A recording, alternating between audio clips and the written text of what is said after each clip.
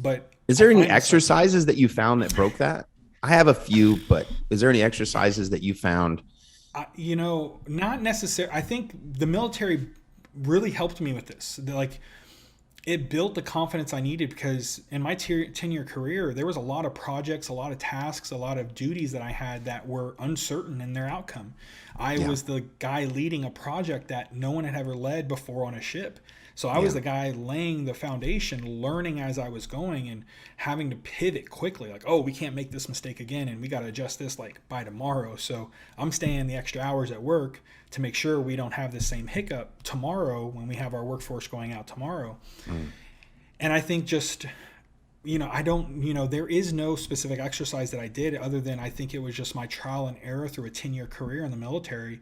And again, getting reprimanded and getting mentorship as well too. So if I had to say if there was exercises, it was having good mentors, good Mm-hmm. mentors that helped, that I could turn to for guidance to say, hey, like I'm in this uncertain territory.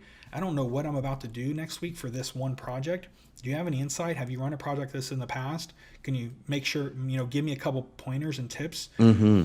And I would say that's more or less kind of I think how I built upon my work ethic because I could turn to certain mentors and they would clear up and give me a little bit of confidence because I and remove some of the uncertainty that I was like, how's this project going to go next week or next month? And that's kind of what I feel I do now for the clients that come through our program. The same thing because they're like, well, what happens after this? What do I do next? What happens if this doesn't work?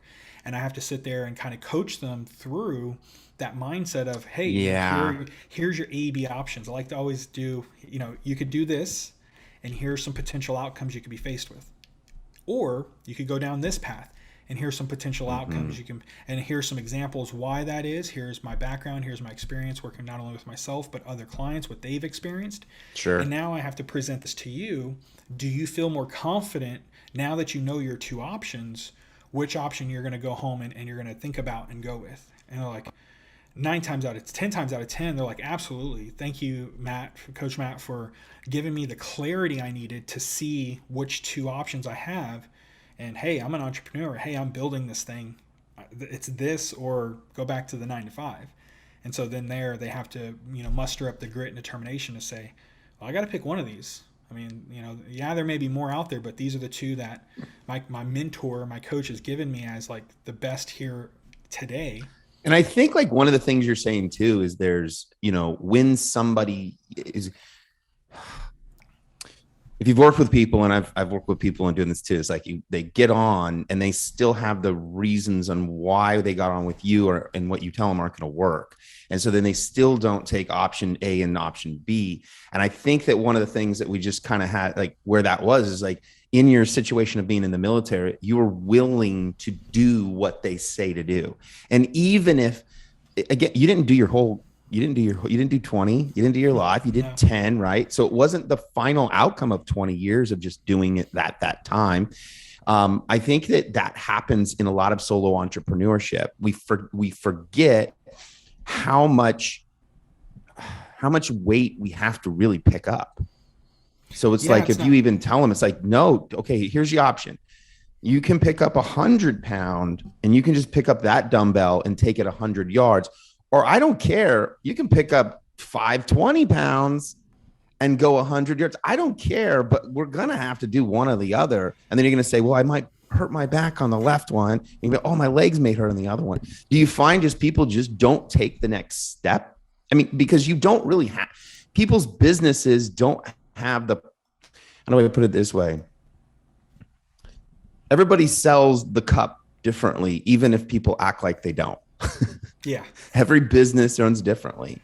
So, what are your thoughts on how people, especially you're in right now, you're doing a lot of men's stuff too. How do you get them to grind out? I have an idea, but Yeah, I think there goes a lot into it. A lot of it is, searching, soul searching, mindset hacks, meditation, habits. I mean, there's a list of, things you can do. And I think as a, again, this is very, you know, worldly, like everyone has to find their way.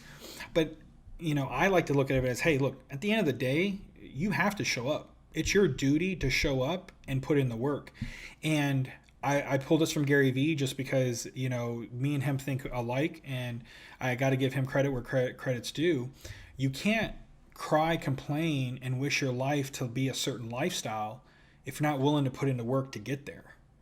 And Mm, so, it does come down to, once all the options are laid out, whether it's 5 options, 2 options, 1 option, at the end of the day, if you're not willing to show up and put in the work, if you're trying to live a 1% lifestyle, you're never going to live it.